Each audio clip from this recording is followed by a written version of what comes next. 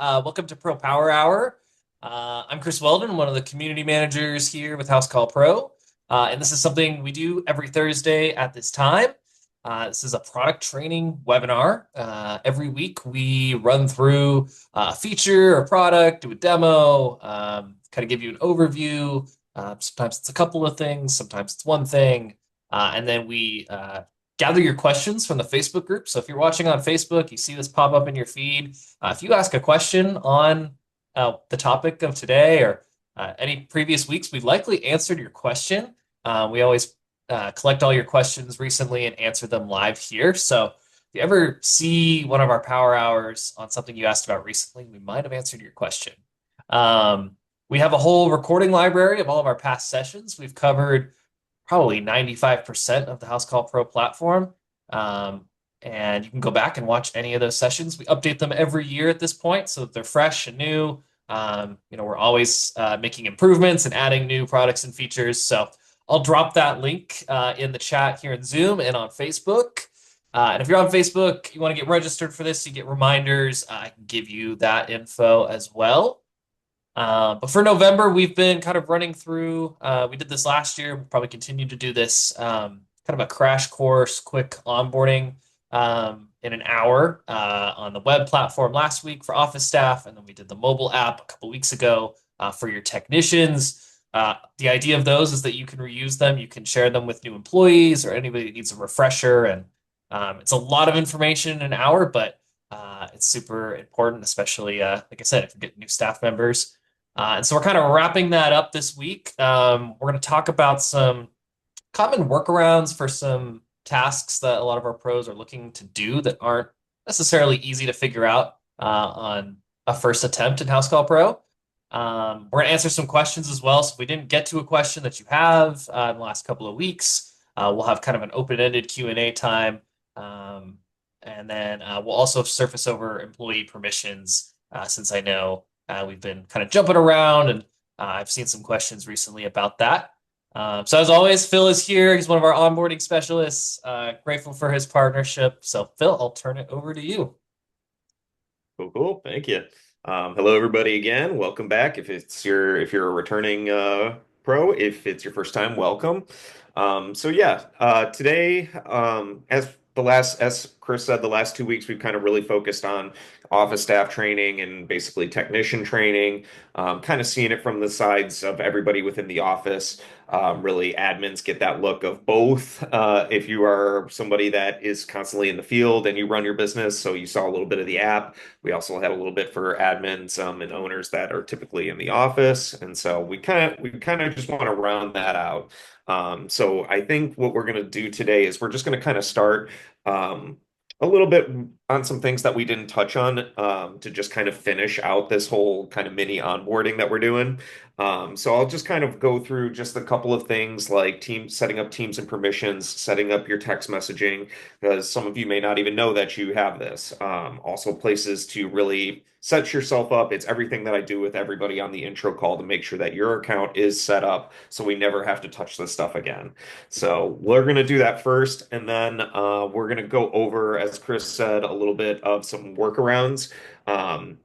We were kind of reaching out to a lot of people trying to get some workarounds. We do have a list here of some of the more common ones, but if while I'm presenting, now is the time for you all to really sit there and think about what is something that I want House Call to do that I can't do, and throw that into the chat, because then that way we can talk about that. Maybe if we do have a workaround, then I can certainly show you how to do it. But if we don't have it, I'm sorry, we just don't have it. But we will take that feedback and bring it back as a pro vote for you. So we'll make sure that some eyes get a look at it. So I want you all to keep that in mind as I kind of go through just kind of a account setup.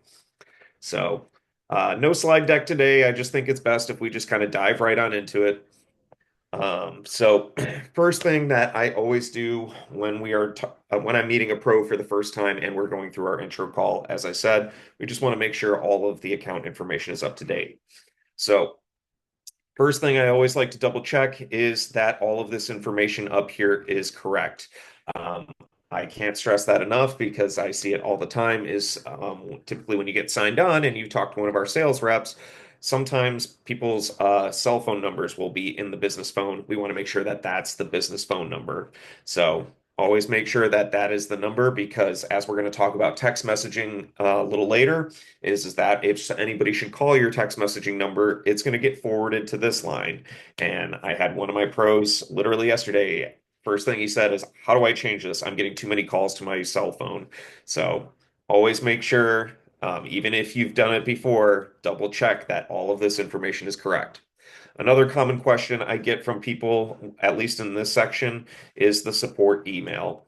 At this time, we only have a spot for one support email, and that is the email that when we start sending our documents off to our customers, our receipts, our invoices, our estimates, they're all going to be leaving from this email address. So if any of your customers should respond, it's going to go back to this one. So I always tell my pros is make sure that that is like your info email address or your office email address or an address or an email address that hits everybody in the office so that that way we get the right eyes on that email. The next thing is here is that company description, just like any other platform, we just want to put a little bit about our business, what we do. So as customers are going through the different search engines and the different lead generators, we want to be able to, wherever this is being advertised, for it to be showing. I know it's in the House Call Pro client portal, so anyone that's kind of going around through there, this is where they'll find a little bit about your company. This is also a spot in our account settings under the company tab is where we can also put in our logos. So I'm sure you all have some kind of logo for your business, but if you're ever wondering like, hey, that one's an old one, how do we change it? How do we update it? You want to do it here within the company profile section. The next thing that's on here is messaging on invoice receipt and estimate. Now, I'm sure a lot of you are aware, but if you aren't, there are many different places in House Call Pro to leave a message on an invoice, on an estimate, on a receipt. We talked a little bit about it in our last training, so you might want to check those out if you want to see those particular spots. But this is where you can globally leave a message across all three documents. So the most common thing I typically see is the thank you for doing business with us. I know a lot of my Texas accounts have to put their license number on the document somewhere, so that's a really good place to do it. That's also a great place where I tell people to put in to advertise that you're 24 hours or you have an emergency line, because again, this message is going to show up at the bottom of all of your documents. Another one that I typically tell some of my pros to do is that you can break that message up into three sections. So you could have like section one be invoice, colon, pay within 30 days. And then your next, and then a couple spaces below that, receipt, pay within, or, keep for your records. And then the last one, the last section, estimate. Be sure to call this number if you want to approve by phone or something like that. So then the last thing on there is the terms and conditions. So basically any legal lingo that covers yourselves in the company, you will want to put it in this section. And the way that's going to look is whenever you send a document to a customer, there's going to be a little link that the customer can click on to view your terms and conditions. Couple of other things in here is the spot to set up your business hours. So if you haven't done that already, you'll want to go ahead and set up your business hours right here. And also, if you are using the online booking service, you will want to go into the service area, and that is where you can go ahead and put in the zip codes. Or some people have a lot of fun just going right into the map. You can click on the little options of the map. I don't want to go too far in the weeds of online booking because we have several sessions that go over online booking from back to front. But again, just kind of this is what I show people on that intro when we're just trying to get the account set up for success. So another thing is the teams and permissions. Now we've gotten a lot of feedback that a lot of you have a lot of questions and are trying to understand a little bit more about what teams and permissions is all about. So I'll keep an eye on that chat box as I explain this. So um, first couple of things, just setting up an employee, I always tell everyone is very straightforward. As you can see, just their first name, last name, email address, which they will have to use to log in. No two people can have the same email address. Everybody has to have their own because, again, this is for their secure login to the platform. Mobile phone is not required, but if you do include the mobile phone, that way we'll be able to text our employees from the computer. Employees can text us back from their phones. So it is beneficial. Um, Also in here, this is where you can go ahead and put in an image. So if you want to take pictures of your team, put those images up. So when those on my way messages go out, you can have a little picture there. Also, we'll be able to see it throughout the platform. Otherwise, we'll just have your initials in here, which I'm sure most of you see. And you can always change the colors of those particular employees. And we can also use the member tags. Now, as kind of a workaround, one of the things we're going to be talking about later is trying to establish your teams. And so in my account, if we're going to look at it, you can see I have my tags over here on my team. So everybody that is an employee in San Diego, I put a little tag on them. This one is San Diego and Orange County, and this person is Orange County and Los Angeles. So that's a great way to use those tags to put your teams together. And also those tags, if you've been with us before, you know that's my favorite word. Tags help you pull your reports. So really important to use those.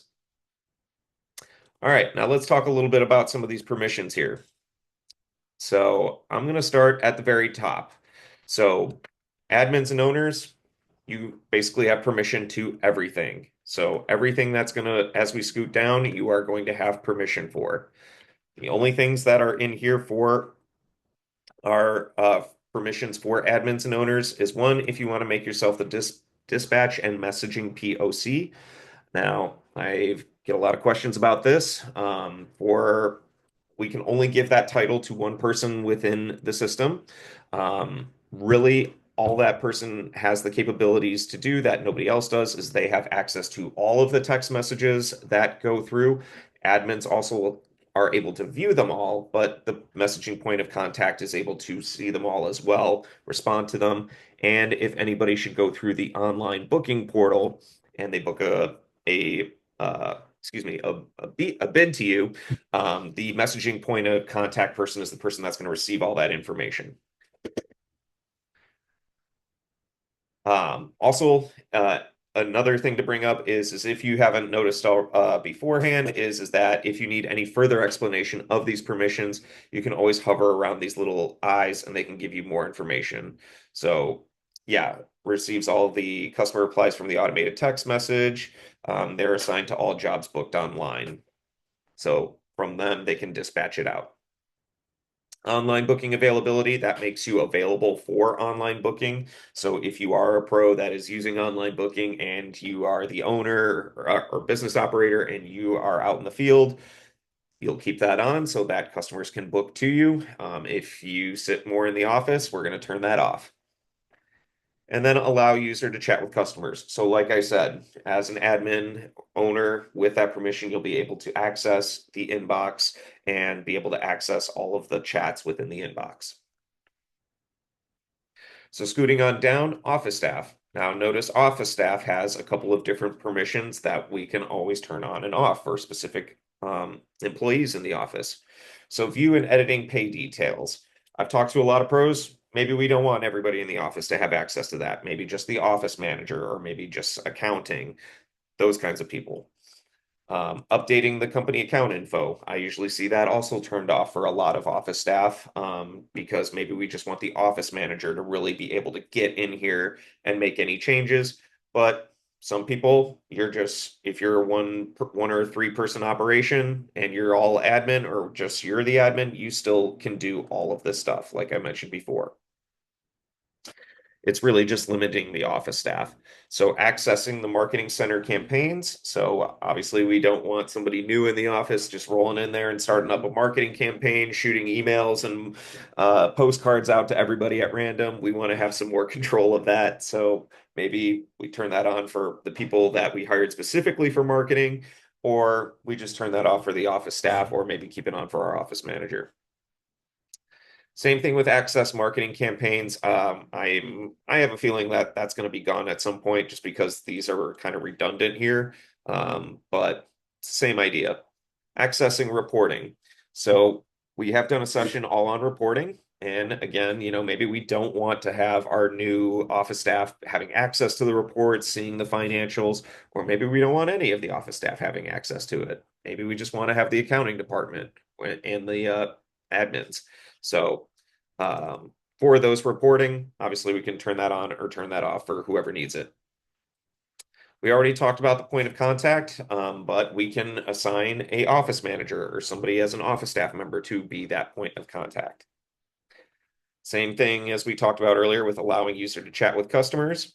Seeing job costing margins, I see a little 50-50 of that. So people sometimes let the office staff see the costs on the job, the revenue on the job, and the profit, seeing those profit margins. Um, some people turn that off. They just don't want the office staff to know that at all. So it's entirely up to you and how you run your business.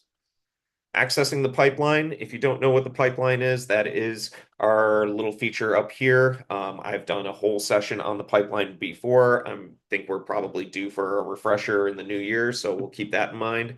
But really just having access to the pipeline, whether you want them to have it or not. And online booking availability, which we've already discussed for the admin permission, just if you want office staff to be able to be selected or not. So one call out I do want to say is because actually I get this question a lot and it also kind of falls into workarounds is office staff is going to be great for you if you have, let's say, somebody that is a field tech, but kind of like the leader or like the manager because even though we want to assign them as a field tech you don't really have access to other people's schedules, you don't have access to the website, you're really limited to the mobile app. So if you have anyone on your team or in your company that is in the field but also needs to access some kind of administrative side to the system, you will want to make them office staff.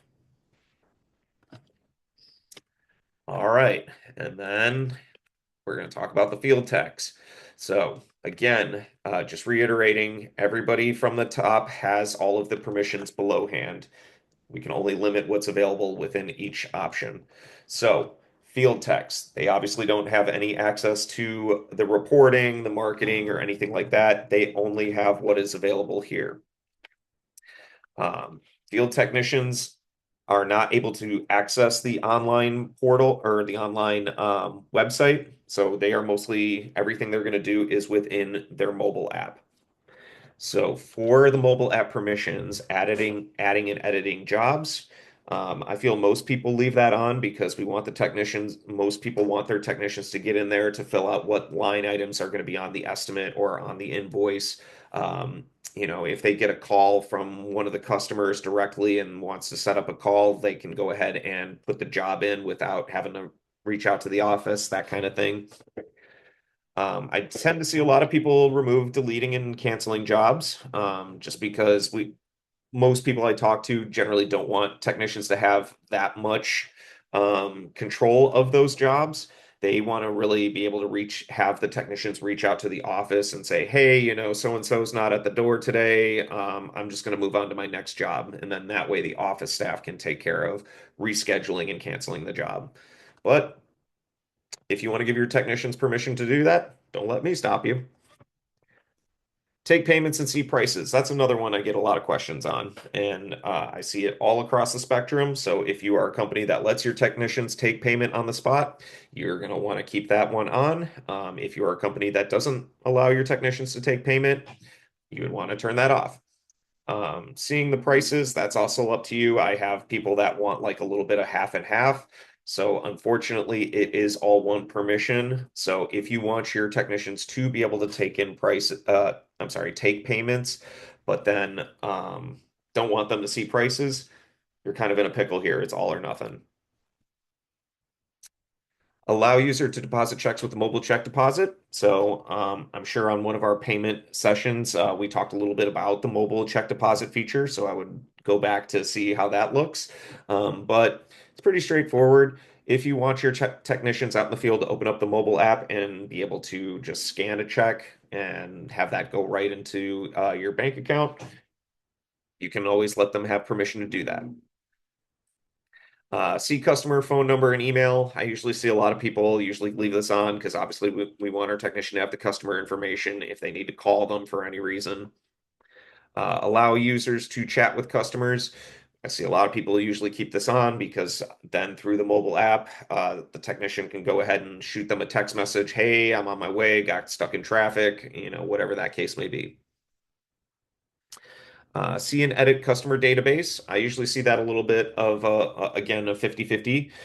Really, if you want your technicians to be able to go through the contacts of your customers and be able to start jobs or contact them for any reason, or you can go ahead and turn that off and they will not be able to access the customer list or make any changes to it. Updating company account info, as we discussed, I usually see that typically off. We don't want the field technicians going in there making any administrative changes. Online booking availability, depending on if you're using it or not, we would want to keep that turned on. These two are pretty important that I have a lot of discussions on. So showing text next job, most people usually leave that on. Some people turn that off because maybe you don't want your technician to see what the next job is and see the example I always hear is like, oh, that one's a lot closer to home. So I'm just going to rush through this job so I can get to that next job and then go head home. So that's really up to you whether you want your technician to see that next job or not. And then the next one on there is being able to see the tech's full schedule. So we can either allow them to see their the entire schedule, or we can turn that off and just let them see their next job. Or we can turn both of them off and they'll only be able to see the job that they're assigned to until they finish it. So definitely something to consider as you're setting up your field technicians. Editing message on invoice. Sometimes I see people keep that on. Sometimes we want to leave a little message, hey, this was Phil. Remember me when the review comes through. Here's what I did, blah, blah, blah, blah, blah, blah, blah. Showing home data. So some people get confused by that, but that's really just the actual job sites data. As we saw through our training last week, is that in the office and also on the mobile app, we're able to see when we pull up to a location or pull up a location on an estimate or an invoice, is that we're able to go ahead and see some of the information provided by Google and Zillow and that kind of those other places. So like how many bedrooms, how many bathrooms, how many square feet, that kind of information. So I tend to see this one turned on. People usually turn it off because they assume that it's like the home account data, but it's not. So just explaining what that is. And then seeing those job costing margins is the last one, which I already discussed. Usually I see this turned off because we don't want the technicians to really see the profit margins and the costs and the profit. So it's there if you want to offer it to them or not. So I really hope, I know that a lot of people were talking about permissions, so I hope I covered that pretty thoroughly. If you do have any further questions, certainly throw it in the chat, and we'll come back to it as we go over Q&A a little later. Um, Next thing on here when you're setting up employees is where you can go ahead and put in their pay. So for that, you can go ahead and put in what you're paying them hourly or salaried.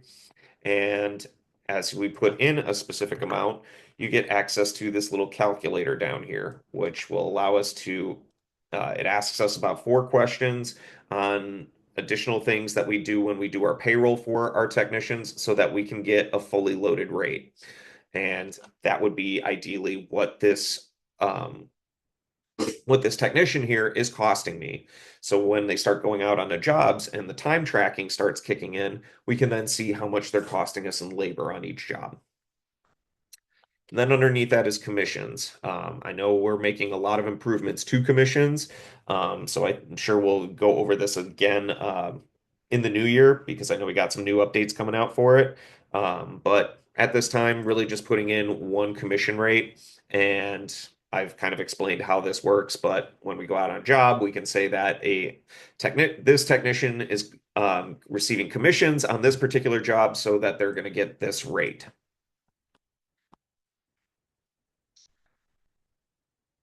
So that's really setting up employees. The last two things I'm going to quickly talk about because I know I want to get to our what we had prepared with the workarounds.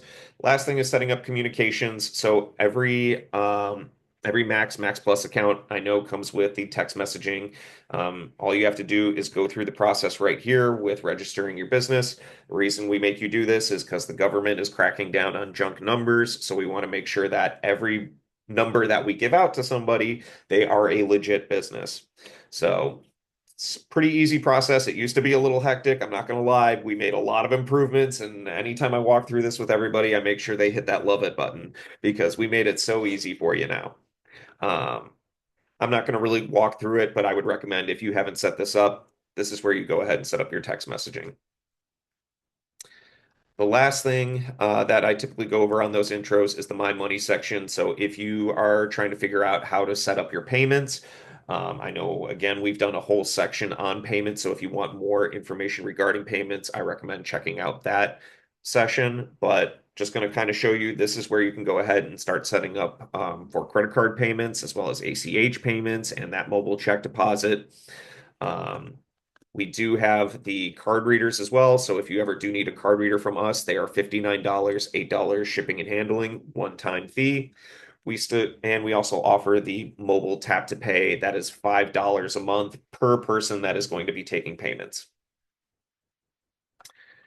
So that's kind of my intro call right there. That's kind of rounding out our office staff training. So let's dive into some of these workarounds. But before I do, I'll just quickly peruse the chat here, see if anything came up regarding permissions.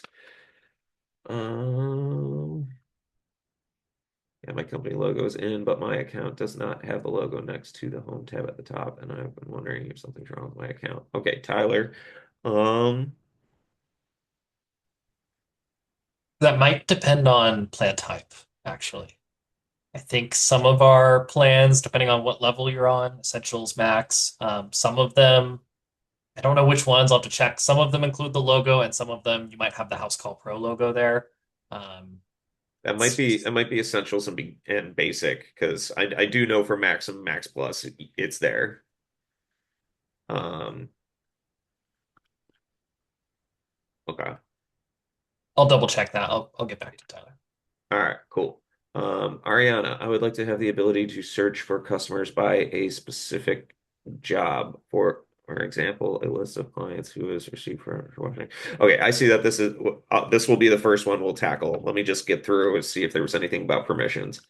Different color and employees and stuff. Different colored tags would be helpful. Red for urgent. It's good feedback, Jennifer. I'm assuming that's for the just tags in general. So yeah, we'll bring that back. That's a good one. Would love to be able to specify admin permissions for timesheets and different admin departments. Okay. Nikki, I see what you're saying. We have heard that people want to really break up the permissions. It's been a thing for a while where I think we're really trying to figure out the best way to do it where it accommodates the largest amount. But I hear what you're saying is like we want some admins to have some like a little bit more permissions for them than we would with others. My only workaround or my response to that would really be you would make them office staff because office staff, as you saw, um, we're able to limit a little bit more of what they can do on the administrative side. Um, Ariel, could all of the permissions be on the same page as I go through thinking about workflow? It's easier to see all options instead of screenshotting each section as I go to remember who I gave permissions to. Um, I mean, that's some feedback we can take. Obviously, it kind of is the way it is. Hate to say that, but it's kind of how it is. But we'll certainly take that feedback. Also, I think since the mobile app is already incredibly field tech should be able to use the desktop version if we want our techs to have iPads. That's also some That's great, Yep, that's common feedback as well. yeah. Yeah, not something that we have right now, but I know our product team is seriously looking at, well, a little bit different. We're looking at mobile parity so that everything you can do on the web, hopefully you will eventually be able to do on the mobile app. Right now, they're not as different as they used to be, but they're still a little bit different. And so hopefully in the coming uh, year or two, it'll get closer and closer to that parity. Yeah, but definitely feedback we've heard, and we'll certainly bring it because the more we get it, the more it becomes a priority over here. So I just had to address this one. Yes, Dustin, I hear this one all the time as well. Um, we so sh Shari, we have to make all of our techs admins so they can see each other's schedules. If that option were added to the tech role, that would be amazing. Yep, that is some good feedback. I would say maybe instead of making them admins is to make them office staff because then you can limit what administrative access they can do, and they would still have access to everybody's schedule, and they would still be able to do their functions through the mobile app as a field tech. So I would consider that. Jennifer, is there a way to block spam callers? The majority of the calls that come in are automated calls. So I'm assuming you were talking about the VoIP feature. If that is true, there is, yes. Okay. So let me just sidestep really quick, just because if you haven't seen it, it is actually pretty easy to do.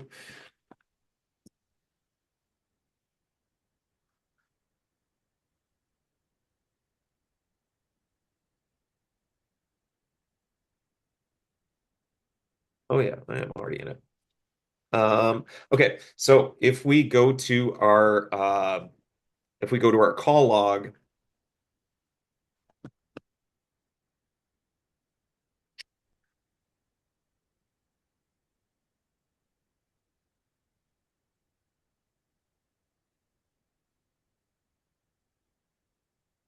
my VoIP account. Okay, I'm gonna go into Shayna's.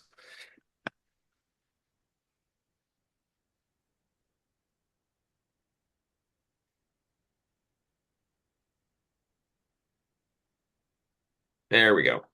Okay, so if you go to your call log that's up in your inbox, on each of your calls here, if you click on any one of those calls, at the very bottom there's an option to block this number, and that's going to send it to the block list.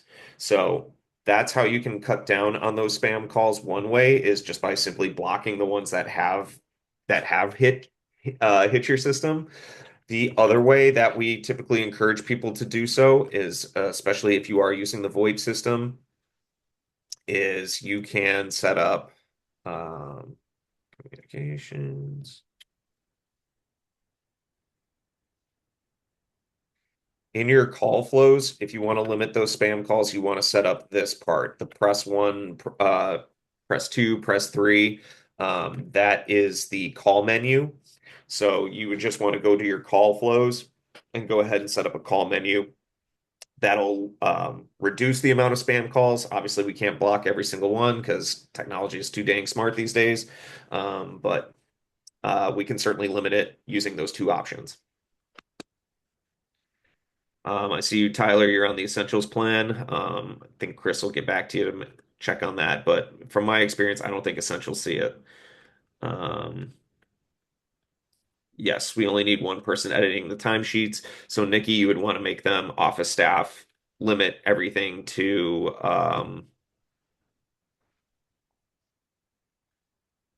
shoot, now I can't think of it right off the top of my head. Uh, Updating company account info. So you would want to keep that on so you think she can access the timesheets and probably the reporting because you want to get that report for time on jobs as well. Um, okay, yep. Now we're back. Late to join. What's being covered? The ability to create more than one webhook is certainly needed.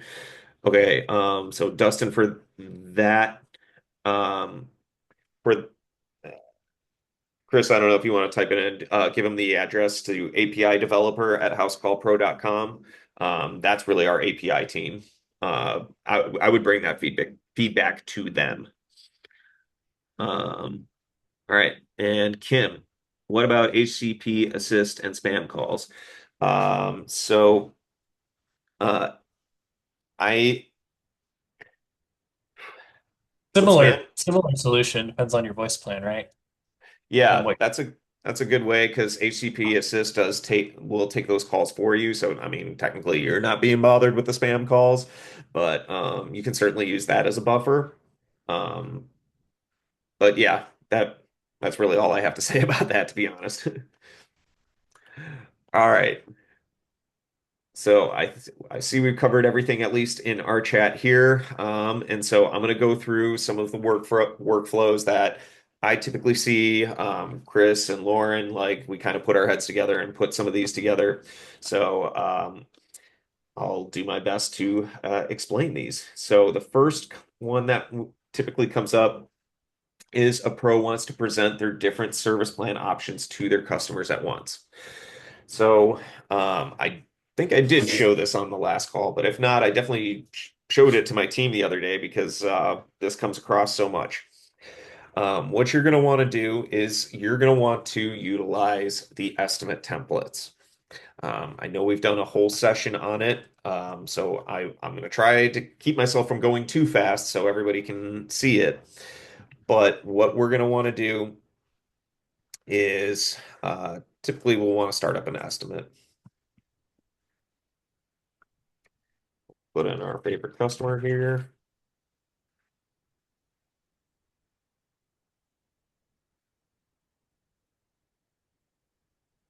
Okay, so just to briefly explain, as you start to put out line items on an estimate or onto a job, but as of right now, let's just focus on estimates.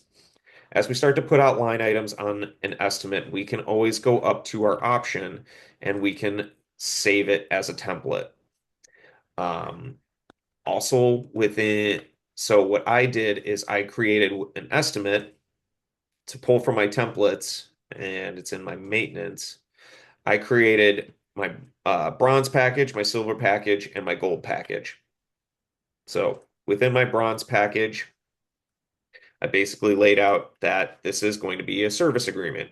Here's all the details regarding my service agreement, and a little description and the details of what's going to be included. I do put a price in there. Some people don't. I like to keep it in there just because we're going to see what the customer is going to see, and I think it makes it make sense a little bit more. So again, put in all the information that you need that you're going to want the customer to see. So I did this again, I did this 3 times. So I created my bronze package, I created my silver package, and I created the gold package. So now when I go to present it to my customer, now this is on the web version, but if I was right in front of them, I would hit the present button and turn my phone or my tablet around so that it's going to go ahead and look like one of these 3 options. So here's option one. Option uh, that was one that we could have gotten rid of. But we have our bronze package. You see, you got a nice little picture in here. I put this in on my price book. The little description here, and when the customer goes to see the details, they get that breakdown of the extra details, the 4 visits a year for $100 a month, 10% off your next service. So they can even see the little discount of what that's going to cost, what they're saving. Some people like it this way. I'm personally not the biggest fan of it, but if you aren't, I'm just more of a visual person.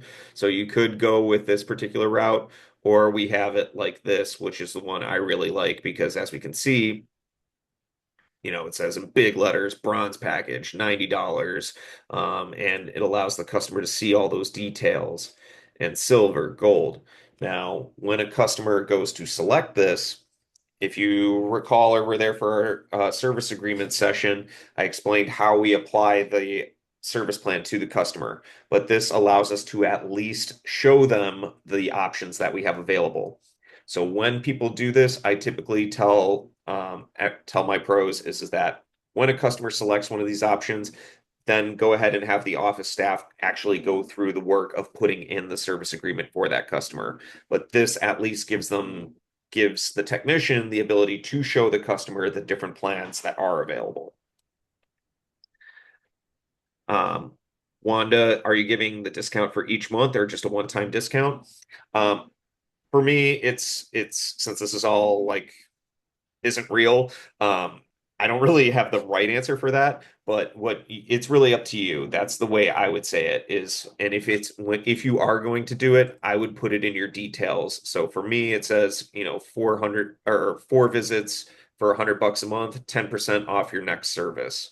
So that would just mean to me, looking at it that way, that means the next time I go over there, they're going to get 10% off. Why is it that the technicians cannot see what is included in the flat rate service assembly? That causes mass confusion when they're adding services and they end up adding duplicate materials, effectively doubling the bid. Actually,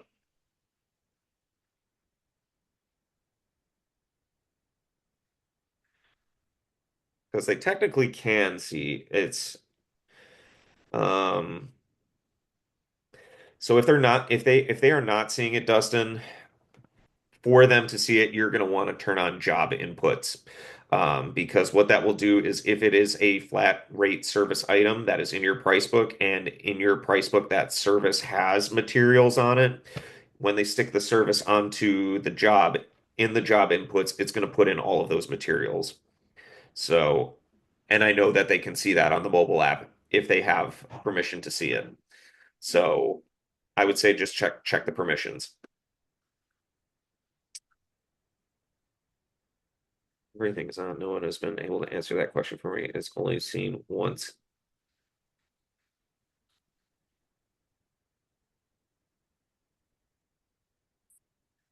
I'll, Dustin, we'll come back to this. Let me get through a couple of these, because this may be a little nuanced that we may have to take a deeper look. All right. Um, all right. So another common one we get, pro is out in the field and needs to be able to access the desktop version of their HCP account for reporting, settings, and things like that. So it's a common one I get all the time. We did kind of explain this a little bit earlier, is out in the field, the mobile app is a little bit limited. It's more geared towards the field technicians and really for them to be able to just like get their jobs, complete their jobs, present estimates, that kind of thing. So when it comes to trying to access reporting and settings, so maybe you're an admin that is out in the field, what you'll want to do is you'll just want to open up a browser instead on your phone, whether that's Google, Safari, Firefox, whatever you're using, and log into housecallpro.com directly, just like you would on the computer. You'll have full access like you would on a computer where you can do all of your admin work. Another one, Pro is on a basic plan but wants to push customers to leave their reviews to Google. So I do know that the reviews come at different tiers of your membership level with us. So one of them, if you're on the basic plan, but you want to be able to get those reviews, what you're going to want to do, and I wish I had a good example, but unfortunately, none of our accounts over here have the text messaging feature. But what you would want to do is, let me see if I can actually pull up something from the help center, because I'm sure we got a picture of it.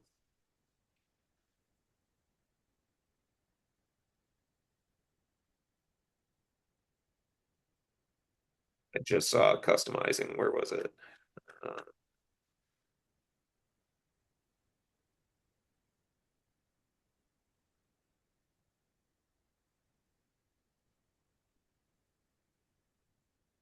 Yep. So when you have the text messaging set up, this is what it's going to look like, where you can see the three text messages that go out. So if you are on a basic account and you want to have access to have customers be able to leave you reviews, you'll want to take your review link and you can edit the job finish texts like this one did and put your review link right in there. Um, that kind of also ties into the follow-up question we had to that is people that have been with us for a long time recall that at one point we had a review connection with Facebook. I want to say it's been about a year and a half since we kind of lost that connection, and I've been struggling to kind of get that connection back. So if you are more of a Facebook user and you want your customers to leave reviews on Facebook, you can put your link right in here, just like you would for sending them to Google. Right. Another one. A pro doesn't know who will be performing the work at the time a job or an estimate is scheduled. They want to be able to put the job on the schedule without sending out the text name and scheduled text. Um, so yeah, when you go ahead and edit these little buttons, you're going to see is that there's a little field that says, hi, customer name, technician name from company name is scheduled to arrive at time of appointment. So if you don't want to include the technician's name or the company name or any of those other little fields, you would just simply hit the edit button right here and just remove them from the text messaging. So that way, if you don't want to include the technician's full name, you can just put in, again, because we may not know who's actually going out there, you can use the verbiage of put a technician will be out there between 10 and 12 or whatever your arrival window is. All right, number six. A pro wants to create a game plan for the rare instance house call pro goes down. Um, yep. So, hasn't happened in my time here, but when we to do a good backup, we did do a whole session on storing your data. So I would recommend taking a look at that. So you can always export your customer list, export your more important reports, export your price book. Check out that session. I explained how to do it all. But also you'll want to look at to the Google Calendar integration. So for that, um, everybody knows Google for the most part is free. And so if you go to the App Store and we go to the Google Calendar right there, that's how you can go ahead and sync with your Google Calendar. So if for any reason House Call goes down, you still have all of your jobs on your Google Calendar. All right. Next one. Pro wants to give more than one discount. So we have been making improvements to our discounts. There's going to be quite a few that are rolling out soon, but just kind of how it's been in the past and essentially how to kind of do it currently is that at this time we can only offer one discount per se in the discount section. So if you in your price book you can set up the standard discounts, which is a new feature. Otherwise, we can just do one right on the spot. So let's say, veteran percent, 20%. Okay, so I've gone and applied just one discount.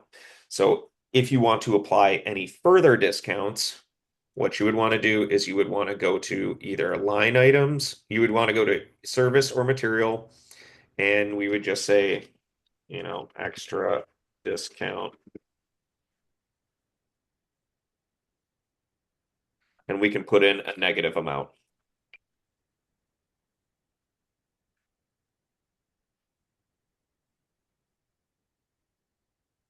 So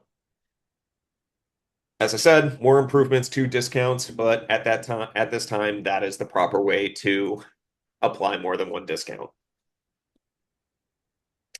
Um, Probably one of my favorite ones. Always talking about this one, passing credit card fees and administrative fees. So I always preface talking about this by saying, make sure this is legal within your state, make sure it's legal within your city, make sure it's legal within your county.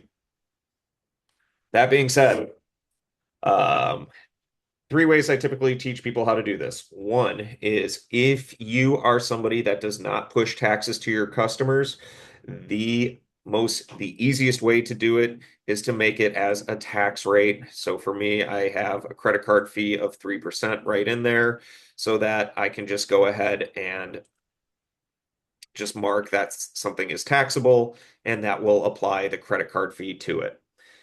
Again, that only works if you and your whole team understands that taxes are credit card fees. The second thing that I typically coach people how to do this. So if you do push taxes to your customers, you're going to have to use one of these other two options.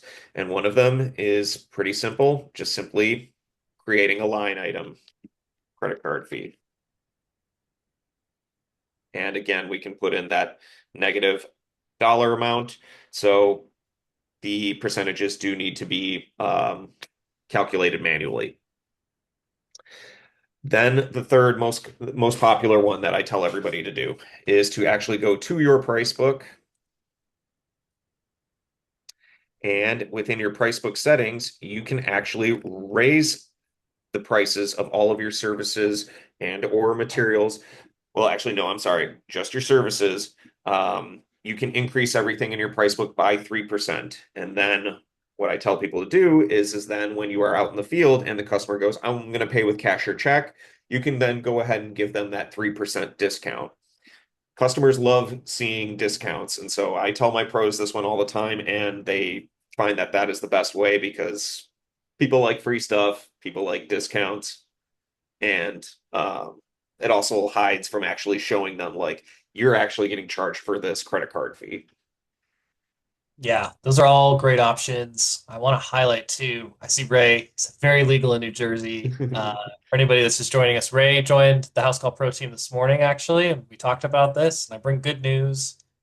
We are working on a solution for credit card fees coming early next year, probably in the spring. So more info soon.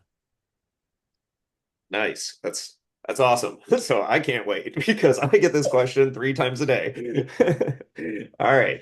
I know we're getting close on time, so I'm gonna talk about the next one because that's a little bit more common. The other one I've kind of addressed on our service plan sessions before.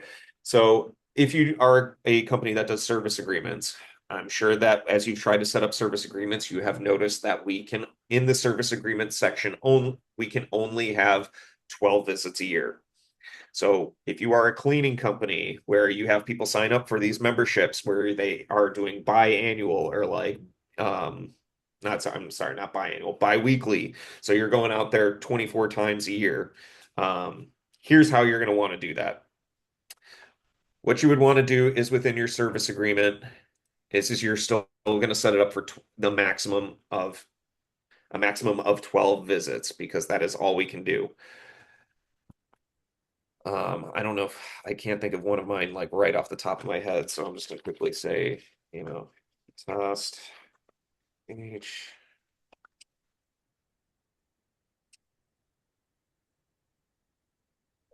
year.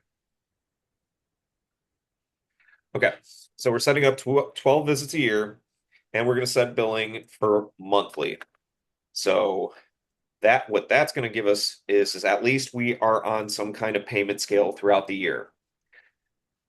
Now what we can do is we would want to go to our schedule, and when we book that call or job for them, we can go ahead and make this a reoccurring job. And for those people, for example, if we're going to say it's, let's just go with weekly, make it even better. So with our system, again, this starts to get a little nuanced depending on how you run your business, but this is again trying to get around the workaround of the service agreement. So basically what we're telling the system is that we are going to now have this job be reoccurring every Tuesday of every week. What I would recommend is that you would then have those invoices either be $0 because then the customer is going to fall onto the payment scale of monthly billing with you. So if you are okay with that, that is the best way to have multiple visits that are over 12 and be on a service agreement. If you are collecting payment after each job is completed, then what you're going to want to do is you are going to not want to do service agreements and just go with reoccurring jobs because that way you're not tied down to a payment date that is monthly. You'll just be collecting it at the end of each visit. I hope that makes sense. That's kind of that was, in my opinion, probably the beefier ones that we had, and I'm sorry that it was kind of at the end, but we can always the next time we go over service plans again, I'll bring this back up. But I hope all of this was helpful. I'm going to pass it to Chris to close us out. Yeah, yeah, Phil, thank you for going through all of that. I want to make sure one more question, if you don't mind. Sure. Somebody earlier missed it on Facebook. This was from Dawn. She said, "How do I get the text name?" Going back to voice, how do I get the text name to show up on caller ID when they call the office? So they have House Call Pro Voice. Okay. So the answer is unfortunately we can't have that happen. When you do set up your voice, you get the option to put in what is going to show up on the caller ID when you call out from your VoIP number. So there really isn't a way to have it be your technician. If you do turn off call masking, when a technician calls the customer, it will give them their private cell phone number. So it will do at least that, but it will not show the name. Awesome. All right, thank you. I think we hit every question. If we missed your question, if you have additional questions later, throw them in the Facebook chat or send me an email. Be happy to help you out. Um, And yeah, we'll get closed out here. I got a couple of announcements. First and foremost, you might see the top of my screen here, figure out how to point. The virtual summit with Mike Rowe is coming up. It's going to be on December 4th. We have some giveaways going on. We've got this Dirtiest Jobs Challenge. So if you don't have to be in our Facebook group, but this is an example. You can share this on your social media. Um, Post your dirtiest job. Use these hashtags, the Winter Summit 2025 and Dirtiest Job Challenge. You can win a vacation or $5,000. We're giving away swag. And then, of course, we're looking for questions. So if you have a question for Mike Rowe, if you want to ask Mike Rowe something, Roland is going to be reading those questions to Mike at the virtual summit. He's going to be picking the best ones. So post those in the Facebook group or in the chat, and I'll capture those and then post your dirty job so that you have a shot at winning the vacation. All your technicians can do this as well. So if your technicians want to get in the running and try and win a vacay, they are more than welcome to post anywhere on social media, Instagram, Facebook, TikTok. We'll be looking out for that. And then speaking of the summit, we've got a holiday next week, and then we've got the summit 2 weeks from today. So their Pro Power Hour is going to take a couple weeks off, and we'll be back in the second week of December. It's hard to believe, but we only got two more sessions before Christmas. So the 2 weeks we're back, we are gonna talk about some tax solutions that Housecall Pro is offering now, and then we're gonna talk about the homepage and the dashboard. We'll do a deep dive on that the very last week before Christmas. So that's what's going on. I'm gonna drop a few links as well in the chat with the recording library, the Facebook group. As always, we have a pro office hours every Friday. It's open hour. You can come network with other pros. It's at 11 Pacific to Eastern tomorrow. Come hang out with us, hang out with me, Lauren, Matt on the tech support team. Um, and then there's one more link in there as well. If you were new here, we do a community onboarding webinar in addition to your platform onboarding, where you get to hear from some super pros, ask some questions, and we go over kind of all the community benefits. So that'll be the second week in December. So lots going on. But Phil, thank you so much. I hope everybody has a great holiday next week. Come see you at office hours tomorrow, and we'll see everybody back in 3 weeks. Okay, take care. All right. Thanks. Bye.